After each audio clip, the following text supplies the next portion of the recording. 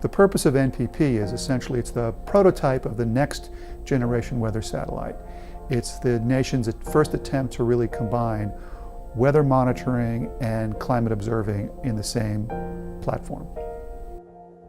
The nation's newest weather monitoring and climate observation satellite is getting ready to take its place in space so that we may know what is going on here on Earth.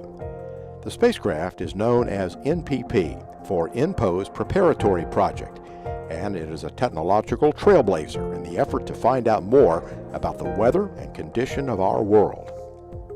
NPP is a continuation of the existing Earth orbiting satellites. For weather prediction and for climate monitoring purposes, you need to have continuous observations.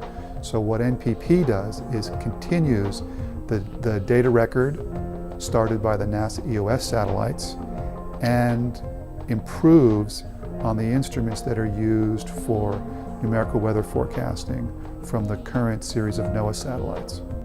Current satellites that we have on orbit have been very successful for us, but NPP is taking all of the advances that we've had in technology over the past 5-10 years, putting them on this testbed spacecraft, being able to use them, prove them out for the future constellation.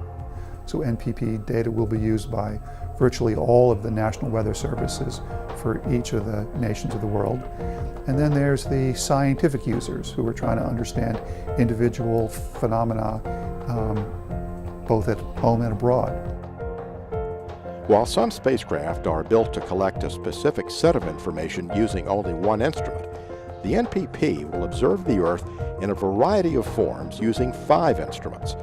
The information it will gather will be extensive, but working with a large set of instruments makes the preparation equally exhaustive. Every mission has its own set of challenges. You know, what's challenging about NPP is the fact that we have 5 instruments. Some spacecraft have 1 instrument. And every mission has to go through environmental testing. So now you have to go through environmental testing with 5 different instruments, which all carry their own set of requirements and restrictions. These are NASA satellites. These are one-of-a-kind satellites.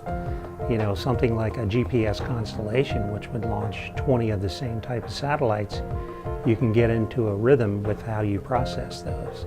But it's not the case for NASA missions, which is one of the reasons it's an interesting job, because every spacecraft brings its own set of challenges and uniqueness, and it keeps the job interesting.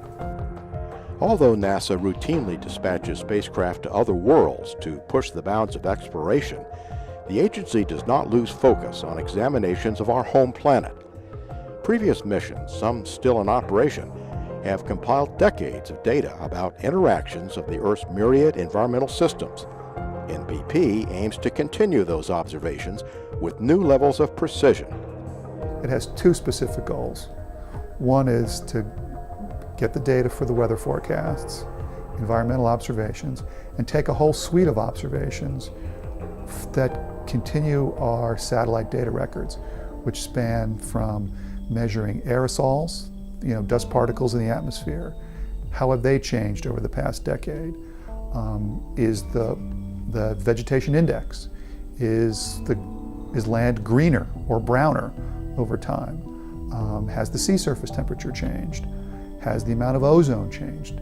These are all data sets that we have multi-decades of data sets, and we want to just keep on adding to that so we can answer the questions is the climate changing?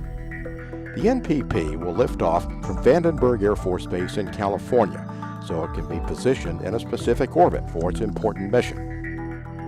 The NPP satellite will launch from Vandenberg Air Force Base, specifically Space Launch Complex 2, for the reason that it needs to go into a polar orbit. Polar orbit meaning that as the Earth rotates, the satellite will be crossing the poles. And because this is an Earth observing satellite, you are able to see every bit of the Earth.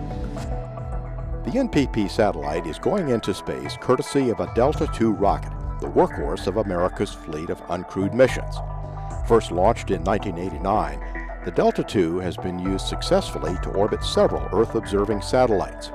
It dispatched spacecraft to Mars, including the Spirit and Opportunity rovers in 2003, one of which continues to operate on Martian soil.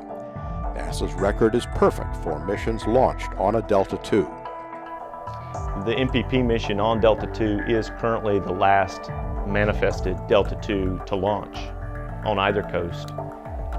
That has historical significance to our team. However, we're treating this as we have treated all of the previous Delta II launches. Recent years have seen new rockets emerge on the Launch Services Program roster. They use new methods of construction compared with that employed for the Delta II. Delta has more of a historic launch processing flow of building the entire rocket up on the pad. Work to prepare the Delta II to launch the NPP satellite began during the summer. We began buildup of the vehicle in July of this year, erecting the first stage, the 9 solid rocket motors, the second stage, putting the payload fairing into the mobile service tower. We will then bring out the satellite in a transportation can, erect it, mate it, and then bring the payload fairing around the satellite. So by the time you get there on launch day, it's kind of like you've planned a trip and you've packed for the trip and all you have left to do is gas and go. So that's what we do on launch day. We load the rocket with fuel and liquid oxygen, and then we do our final avionics and electrical checks, and then we push the button and we sit on the edge of our seats.